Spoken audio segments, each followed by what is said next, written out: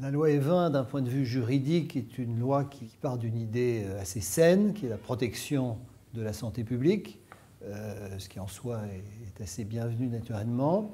Et c'est une idée saine qui a malheureusement été un peu dévoyée dans son application.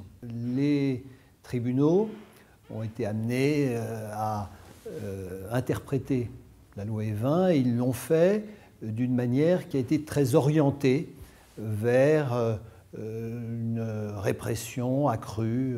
L'objectif, semble-t-il, des juridictions n'est pas toujours d'appliquer la loi, c'est de recourir à une morale. Et comme chacun sait, les juges ne sont pas là ne doivent pas confondre la morale et le droit. D'appliquer une morale qui est une morale de lutte contre l'alcool, quel que soit l'alcool, quelles que soient les conditions de consommation, quelle que soit la publicité, parce que quasi systématiquement, lorsqu'il y a des poursuites qui sont engagées, il y a des sanctions qui sont prononcées. Or, ça n'était pas l'objectif du législateur. L'objectif du législateur, c'était d'éviter des consommations excessives et de protéger des populations à risque, particulièrement les jeunes. Et ceci a été rappelé, ça figurait naturellement dans les débats parlementaires.